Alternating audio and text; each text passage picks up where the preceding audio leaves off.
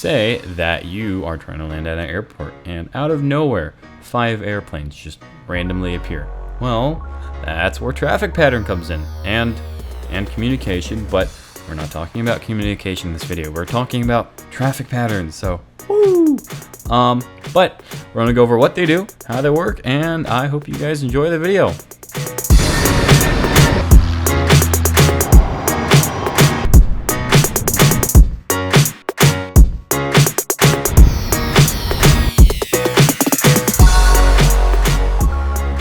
The traffic pattern allows aircraft to approach, depart, and fly around an airport safely and efficiently.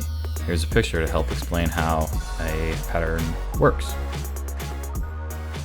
There are 5 legs in a traffic pattern: upwind, crosswind, downwind, base, and final. Let's say that we are taking off from a runway. The first leg that we will be on is upwind. That's the straight up path in the same direction as the runway we just departed from. We don't turn crosswind until we've reached at least 500 feet above ground level, or AGL. That gives us space to clear obstacles.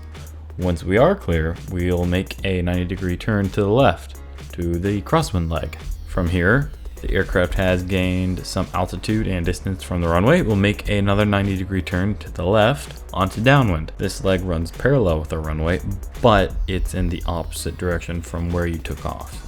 At this point, you may still be climbing, especially if you're in a smaller aircraft or it's a hot day. The goal is to level off at pattern altitude, which is typically 1,000 feet AGL. If you're joining the pattern from elsewhere, you'll usually enter on a 45-degree angle to the midpoint of the downwind leg. After flying downwind, we'll turn into a left turn onto base. This is the leg that lines us to intercept the runway. Finally, we make our last left turn onto final.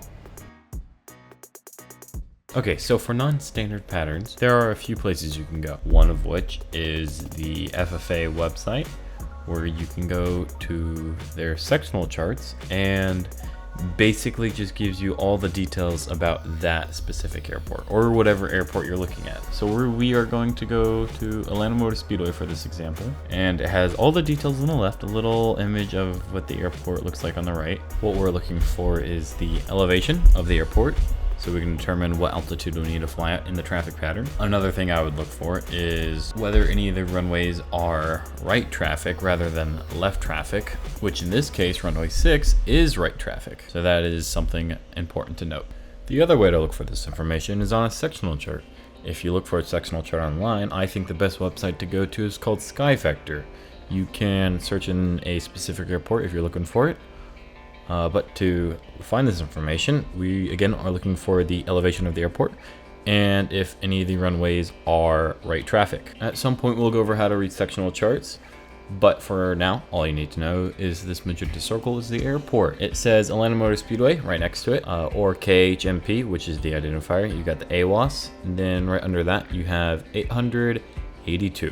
That is the elevation. Again, I like to round up to 900 to be safe. Right below that, there's a bunch of numbers with a C next to it. That's the CTAF. Then under the CTAF, there is RP6, which stands for Right Pattern Runway 6. And the reason it's showing it on here for Runway 6 is because left pattern standard, and it wouldn't be showing on there if it was standard. There are a couple of other ways to enter the traffic pattern. In the left picture, this is called a teardrop entry, used whenever you're on the opposite side of the traffic pattern and you don't want to fly around the airport. First, align yourself perpendicular with the runway over midfield 500 feet above the traffic pattern. Once you reach over midfield, keep flying about 2 or 3 miles out, then circle back around and align yourself for a 45-degree entry on the downwind. The picture on the right is not liked as much by the FAA. We would want to fly at pattern altitude and enter the downwind at a 45-degree angle from the opposite side that you would standardly. This entry is less preferred because less space for you to correct for other aircraft in pattern. It can be more difficult for other aircraft to identify you, and you'll just have less situational awareness this way. Overall, it's just a little bit less safe than the teardrop. Some other options for entering a traffic pattern are flying straight onto downwind, straight onto base, or straight onto final. Flying straight onto final is the most common one and preferred, and just super easy. I mean, you literally just line straight up with a runway and then land. It's easy. Straight onto base is an option you could do, but it's a little bit less preferred. At that point, you might as well just fly around for a standard traffic pattern entry. And then straight on to downwind, which you can do, but at that point, really just do the standard entry. Like, no.